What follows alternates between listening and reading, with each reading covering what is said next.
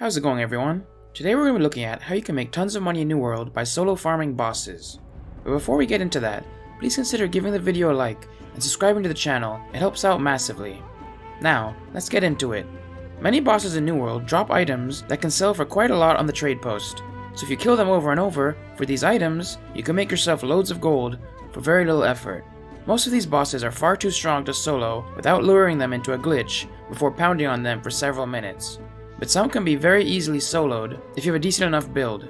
In this video, I'll be showing you several of these easily soloed bosses and letting you know what you want them to drop for you, plus what I got from farming them for an hour. Then all you need to do is see if the items they drop are valuable in your server and choose which you want to farm based on which will net you the most money. The nice part about farming bosses is that even if other players are there, it doesn't ruin your grind. In fact, the more the merrier, since you'll be taking the bosses down quicker and everyone gets a drop. Plus you can chat with the people around you while farming. Now, let's start off with one of the easier bosses, and that's Putris and the Lost Alchemist's Crux. You want to head down here to Mosswater's Borg in Reekwater. There's a nice ledge you can get on across from the bosses to unaggro any enemies that are following you. The item you're going to be looking for from Putris is the Artisan Jewel Crafter's Hood, which goes for 400 gold in my server. Hopefully it sells for more in yours. You should check on the trade post before starting this method. Putris also drops a decent amount of other good legendary weapons, so they are all bonuses, but they are bind on pickup, so you cannot profit off of these. Lost Alchemist Crux drops the Engineer Gloves, which goes for 900 gold in my server. These two spawn roughly every 6 minutes, and they're really easy to kill. This means you can get 10 kills per hour, and I managed to get 3 of these items within that period. Plus I skinned Putris every time for some extra profit. I did my testing with no luck gear on, so if you invest in a set of gear, you can be making even more profit. You can even go in PvP flagged for additional profit. This place is the perfect spot to hang out when you're busy doing other things and just want to check in every 6 minutes to make an extra bit of gold. Or if you're looking to get your daily topaz and obsidian gypsum, you can pop on an attunement potion and AFK here until you have your daily limit. Next up, we have a bit of a more difficult boss, but still very doable, and with much better profit margins, and that's Sessa, the Yeti. Head down to the Serenity Sanctuary in Ebonscale Reach, and maybe pop a camp just outside in case you slip up, but I was here for over an hour and didn't die once, with very average gear on. This is a lot more intense of a farm than the previous one, since Sessa spawns every minute, and there's tons of high level resources around this cave, so you won't ever have any downtime. He has a few smaller mobs in this cave as well, but they shouldn't cause much issues. It might take you a couple tries to get the hang of it, but once you do, it's very easy. Sessa drops the Weaponsmith shoes, which are very highly sought after since it's such a popular skill line, and in my server, I can sell them for 8,000 gold each. These drop quite often too, so if you're lucky, you can make a lot of money for very little work. I got roughly 50 kills in an hour, and managed to get 3 pairs of boots without any luck gear on, or being PvP flagged. To up my profits even more, whenever the ironwood trees and silver ore spawned outside the cave, I went and got them as well. Plus all the star metal inside the cave. It's easy to see when they're up by looking at the minimap at the top of the screen. Without gathering these resources, I could have probably got an extra 10 kills, but I managed 1,200 star metal, 600 ironwood, and 1,300 platinum in this period, so that extra profit more than made up for it. Plus it's nice to level up the other skill lines as well. This boss can also be used to get your daily gypsum. Sticking with Yetis, another great one to farm for money is Isvari. Head to his cave called Isvari's Isolation in Eden Grove, and you can start your grind. With him, I highly recommend setting up a camp outside and trying to clear out the wolves in the cave before fighting him, because if you don't do that, he can be a bit tricky. I died a few times when I first started trying this method, but once you get the hang of it, it's really quite simple, and all of his mechanics are the same as Sessa's, and they have the same respawn timer as well, so you can get up to 60 kills per hour.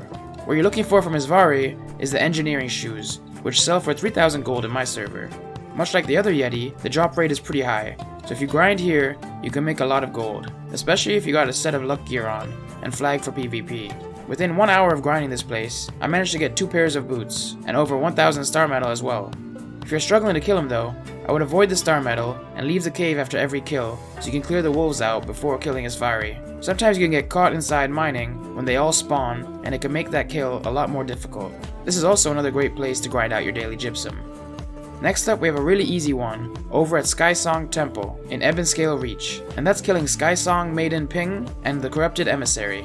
This one is pretty relaxing, since you have a 2-minute respawn timer, so you can get other things done while you wait. The Corrupted Emissary doesn't really have anything of note, although he can drop your daily gypsum, but it's Skysong, Maiden Ping who has what you want, and that's the chef hat. It only goes for 800 gold in my server, but I've seen it going for a lot more on other servers, and it seems to drop so much that you can make decent money with this method.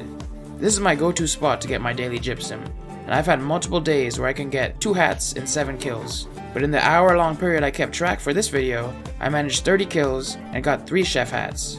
If you got some luck gear on and flag for PvP, you can probably do a lot better, since these two don't have the largest drop table. And finally, a method that doesn't really gain me much profit anymore in my server due to the price drops, but I figured I'd still mention it in case these have value in yours. And that's killing Ivan the Inevitable, Mordecai the Mortician, and Slayer Rizal. These 3 are right next to each other, which is great, so you can kill them all for even more chances at drops. Plus, with their short respawn times of around 3 minutes, it's a really great place to go and quickly grab your daily gypsum while making a bit of cash on the side. From Ivan, you're looking to get the Artisan Jewel Crafter's Tunic, which pretty much has no value in my server, but hopefully it does in yours. Check your trade posts, and he also drops a pretty useful amulet called the Aurora Borealis. This is bind on pickup, so you won't be able to make any profit off of this, but if you're still gearing up, this can be a really decent budget amulet. Another useful bind on pickup item he drops is the Yarn Griper, which is a legendary ice gauntlet with luck on it. So if you're an ice gauntlet user and you're looking for a luck weapon on a budget, this could be the one for you. For Rizalin, you're looking for the blunderbuss called Silencer, which goes for 250 gold on my server, probably more if you upgrade it to gold before you sell it, and the Woodworker's Cap, which doesn't have much value on my server, but maybe it will in yours. He also drops a pretty decent bow called the Slayer's Crossbow. Mordecai the Mortician is one of the more guaranteed moneymakers on my server, since almost every kill he will be dropping ephemeral seal shards, and if you gather 100 of these, you can upgrade it with no requirements by a workshop into an ephemeral seal, which goes for 7,000 gold on my server. Plus he has the possibility of dropping a fully made ephemeral seal, so if he drops that, you're in luck. Other than that, he also drops the Stonecutter's Pants, which is also of little value on my server, but it may be in yours. And then he also has a sellable blunderbuss called 5th Floor, which only goes for 100 gold on my server, but if you upgrade it to legendary, maybe you can squeeze a bit more gold out of it. I like to start off my farm with Ivan, then head over to kill Mordecai, and then I end off by killing Rizalin. By the time I go back to Ivan, it's usually only a few seconds before he spawns again, so this is a pretty active spot to grind. Plus, they are all really easy to solo. After 1 hour of grinding these 3, I managed 20 kills of each, and got 17 ephemeral seal shards, 5 named items, 4 crafting outfit pieces, and tons of other crafting supplies that I'll save for leveling my skills.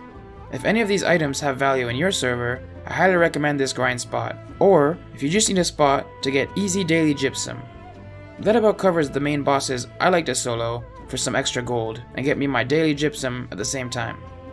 Let me know which boss you plan on farming, or which you have used in the past. If you guys enjoy this method, I can show some more solo options in another video. If this helped, please consider leaving a like on the video and subscribing to the channel. It helps out massively. But until next time, have a good one. Thanks for watching another video. If you'd like to check out another money making method, click on the video to the left. Or if you'd like to see any other New World related content, click on the video to the right. And don't forget to subscribe.